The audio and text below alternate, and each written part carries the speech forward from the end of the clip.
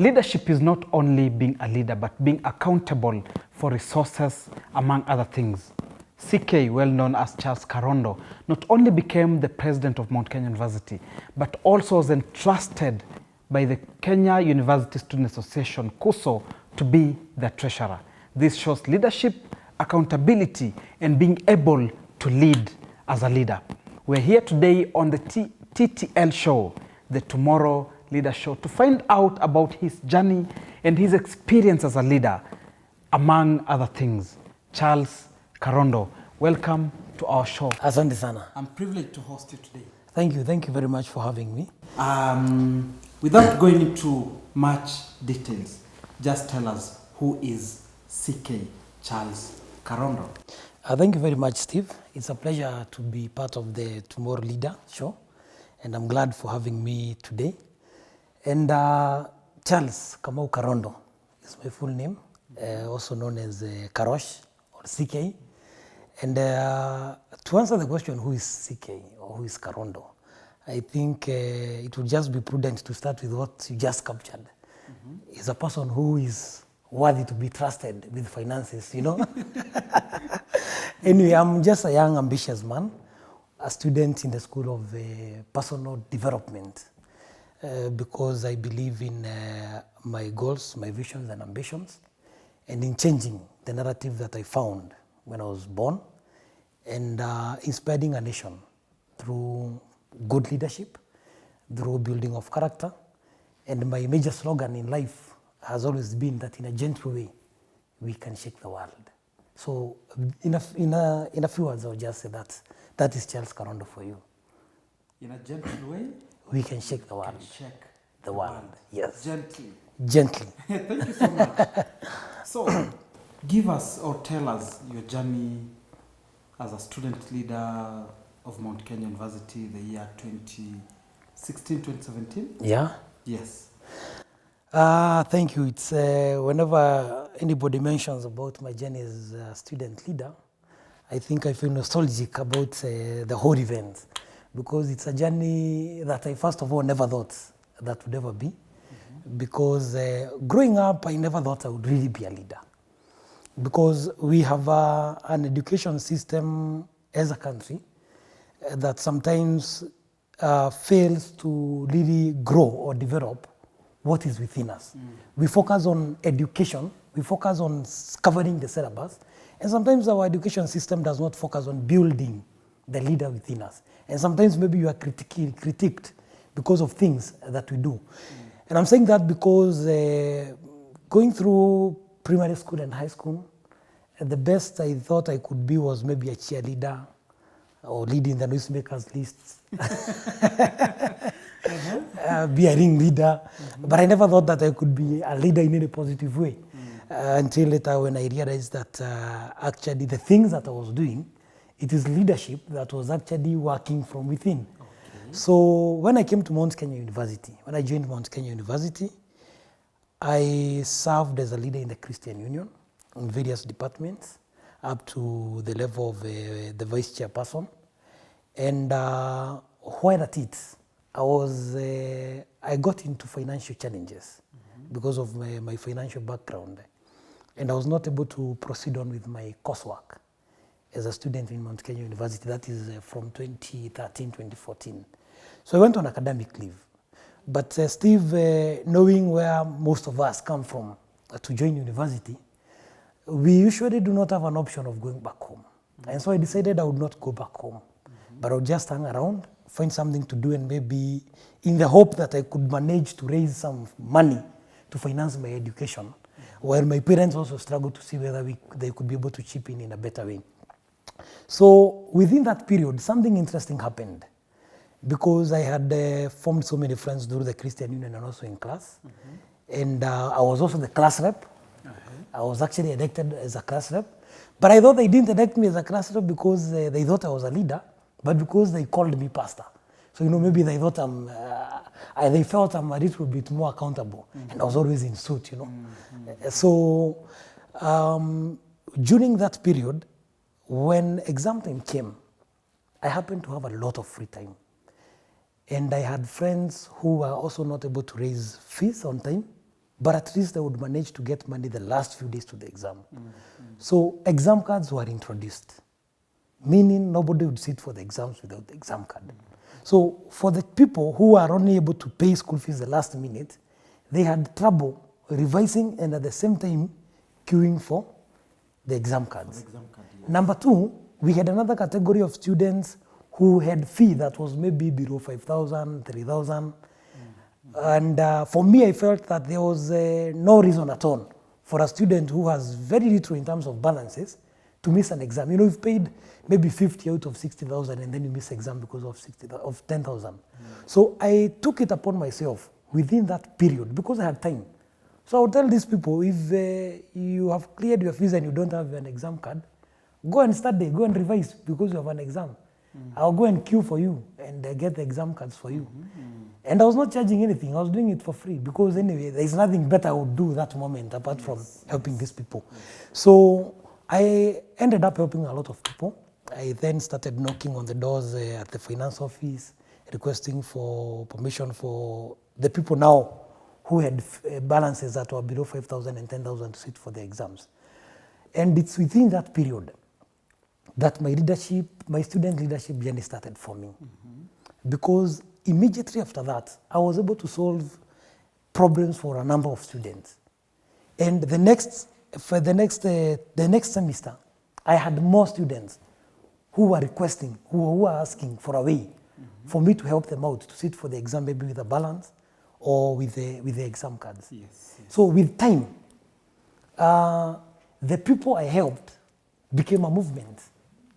And they became a movement because now I realized, what if I vied for the academic affairs docket, which was actually a prompt from some of these people? Wouldn't I be in a position to help them better than what I'm doing from outside? Yes. So that is how I vied for academic affairs docket in the year 2015, 2016. But unfortunately, I only started that journey almost a month to the elections period. So I lost with 99 votes. I lost. After losing, I didn't quit because whatever I was doing, I was not doing for the political purposes. I didn't actually have a vision to be a politician in the first place. So I went on doing what I was doing, and I was actually able to help more people because despite the fact that I didn't really succeed, at least I now had a name. When I went to the finance offices, they knew who Karondo was. So I was able to gain more access and I was able to help more people. And the next year that followed, actually now my friends told me, you know what, you're actually not vying for academics. Why don't you give it a shot and go for the presidential docket? And I was a little bit paranoid at first because I didn't think I had the capacity. I would look at other people who had vied as presidents before, you know, they had some huge bodies. I felt like they came from better families and something of that sort. I didn't have the finances. I was actually not a student per se, because yes, I was registered in Mount Kenya University, but I didn't have school fees. So I was still on academic leave. But fortunately enough, because of the relationship that we had created with people, I found a very formidable team, a team of people who believed in what I was able to do. People who believed in me more than I actually believed in myself. And I remember I didn't even know how to work with to form a campaign team. I had a friend of mine we called Kubende. He literally did everything in terms of, he would just call me and tell me, now you have a team, go and show them where you want them to campaign. So I would say I was literally being spoon-fed in terms of what I was supposed to do. So that is how I started my campaigns. And I want to assure you that whenever you purpose and you focus your energies on doing something positive or something good, nature always conspires to help you or to thrust you into achieving the objectives that you follow thereafter. Yes.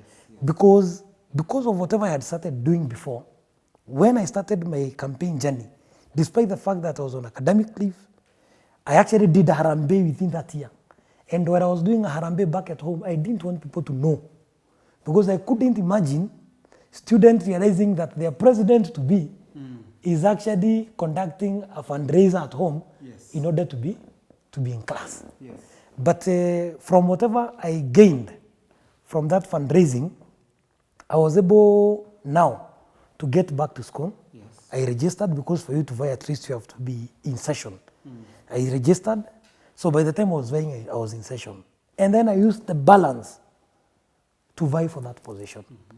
But fortunately enough, I was able to get a lot of support within the course. I was able to get a lot of people who supported me without really any financial strings attached, without charging me for the support that they offered me. And boom, that's how I became president of Mount Kenya University. How did you take, having vied for the first time and failed as an academic minister, how did you take it? Well, I would say that I hate failure. And I think I'm not the only one who hates failure, but I have an extreme fear and hatred for failure.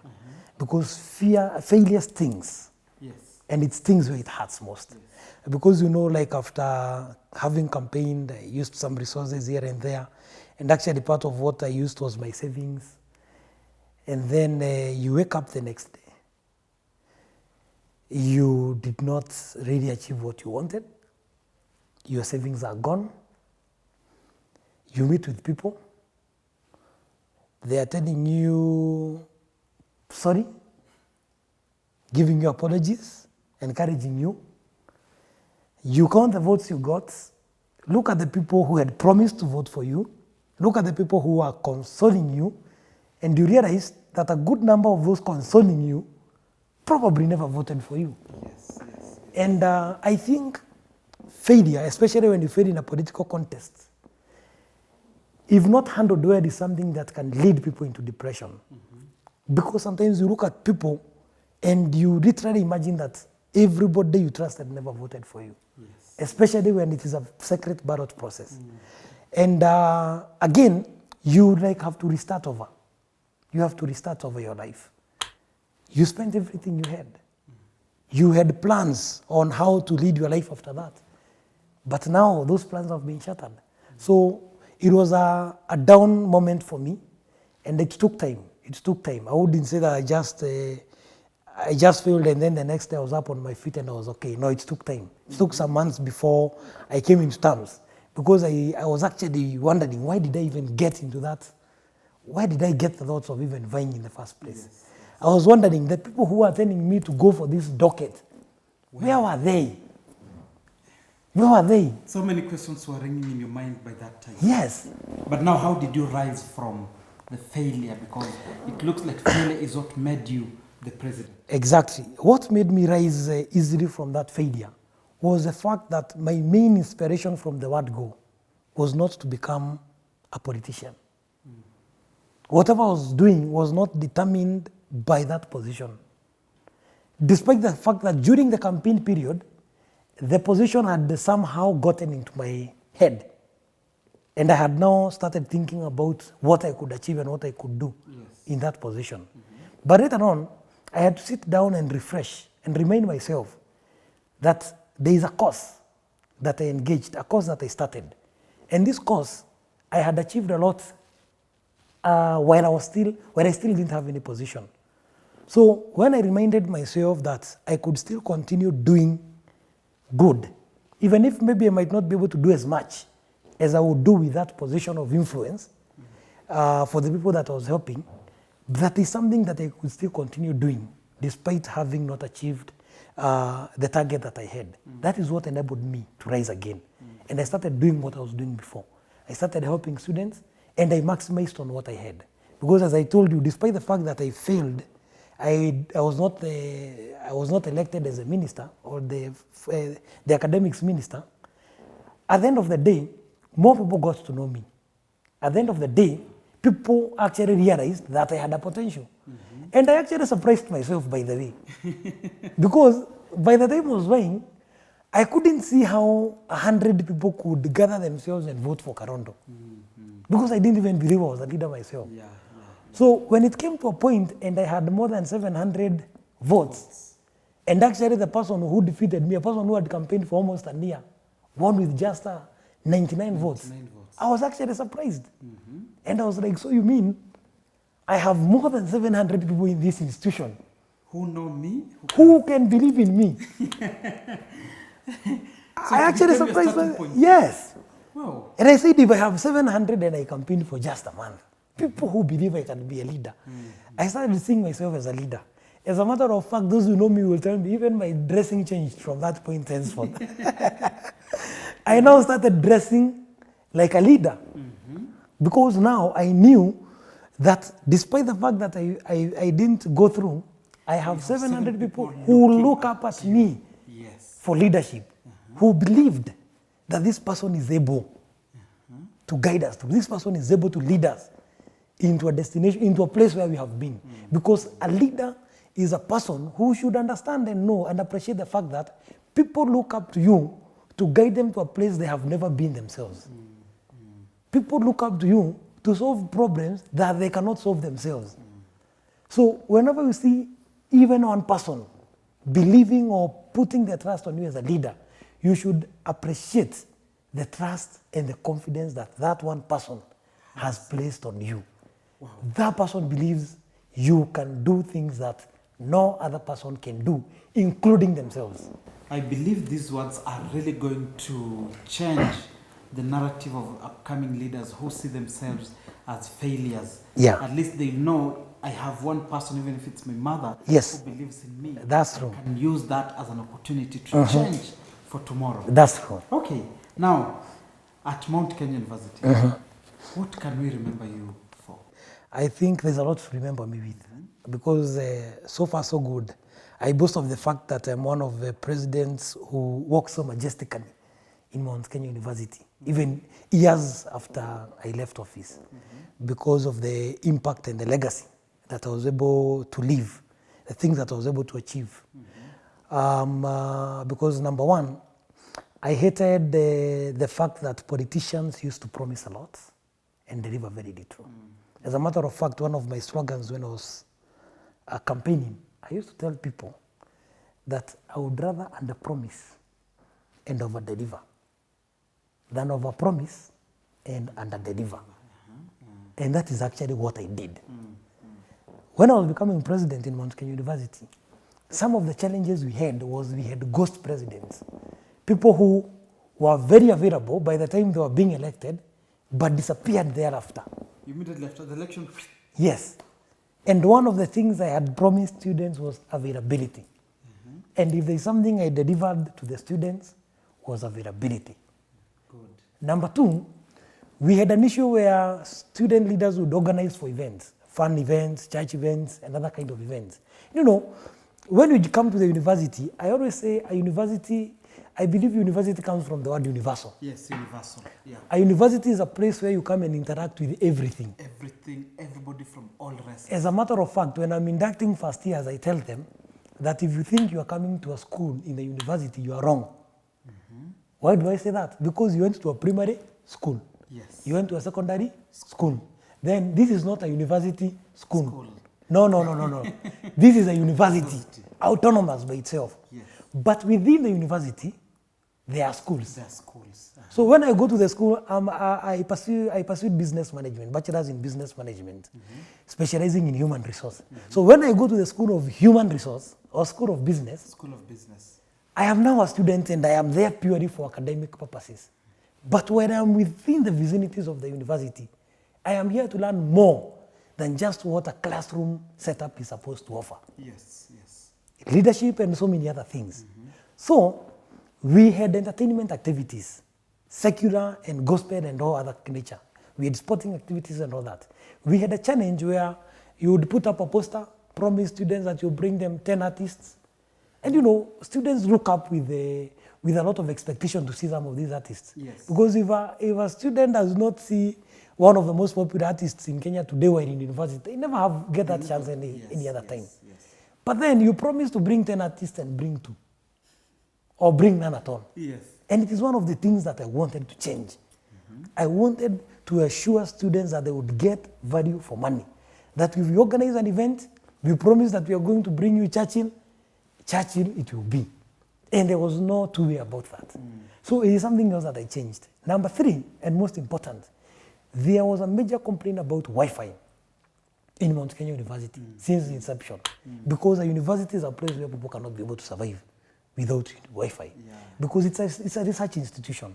And that is one of the problems that I solved forever. Because since then, I don't think there's ever been a challenge with issues of Wi-Fi again in Mount Kenya University.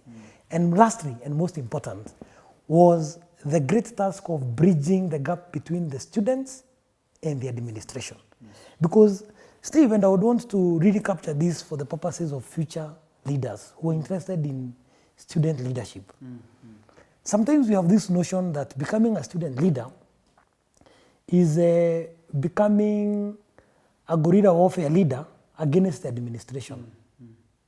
Or becoming a student leader is becoming a goon or a hooligan. And I always insist there is a difference between goonism, hooliganism, and leadership. You do not have to fight every other time to be a leader. But of course, sometimes you have to fight as a leader. Sometimes you have to fight. But you don't have to fight every time. Yes. You do not have to chest thump every time for you to achieve things that you need to achieve. As a student leader, I was able to bridge the gap between the administration and the students. I would know what the students want and what the administration wants. Because you must remember Mount Kenya University is a private university. And as a private university, they have their goals, objectives, and agendas that they would want to achieve. But Mount Kenya University, being a private university, did not mean that the students there are private students. They are students like any other students in any other university. So they require and they deserve every other service or every other setup that a student in another public university deserves or gets. So I really had to balance between that, because I remember like there are times we would have an issue. The school needs money because people have not paid school fees. And the students, they need education. Some of them cannot be able to afford being in class. So what do I do? So the administration would say that from tomorrow we are going to lock everybody outside the gate. And the students would say we do not have money to pay. So how do you solve such a problem? My strategy was very simple. I would go to the administration and tell them, if you give me 1 week, if within 1 week students are able to pay, will you go ahead with locking the gate? They would say no. What we need is money. And even if we do not achieve 100%, if we get 30% within a week, it is enough. So it would be simple. Then I would tell them, give me 1 week, and within a week, if we achieve 30%, we do not have to lock anyone out of class. On that particular day, we would write a memo and tell students that from next week on Monday, nobody will be allowed into class without a lecture card. So what does that do to the students? It means there are students whose parents have money, but they do not want to pay immediately. But if pushed, they will pay. So after that 1 week, everybody is good. We are able to buy an extra 1 month. Again, you write another memo. After 1 month, we write another memo. And then the third month, it's exam time. And even those who did not have will have managed. So what that achieves is that the school has achieved what they needed at that particular time, because fair enough, there is no organization that would, it's not a charitable organization that it would run without finances. But at the same time, these students have also achieved what they needed. Because some parents, what they needed was time. They would eventually pay at the end of the semester. What they needed was time. But there are some who would pay even upfront for an extra semester. So that is something that I really wanted to achieve, and that is why I wanted to outline and to categorically state, for the benefit of those who desire student leadership in future, that you do not have to be a goon, you do not have to be a hooligan to be a student leader. Student leadership is not synonymous with goonship and hooliganism. We don't have to go out to the streets and spoil other people's properties. But sometimes students will not understand that until the day you leave campus, open your own kiosk outside there, then students come picketing, burn it down, and you do not have anyone to cry to. That is when you know that you do not need to picket in order to have your problem solved. So I managed to go throughout my term without really having conducted any student strike to solve our issues. Solve our issues. Yes, and at the same time I was able to have the goodwill of the students and also the administration. Yes, because you are there as a bridge. That is leadership. Leadership is arbitration. It is bridging the gap between two different sides. Yes, yes. And bringing them together. Yes. Kindly, I request you to click the bell down here, subscribe to get more of this and also to hear from other student leaders and other people who have gone ahead of us. Thank you very much.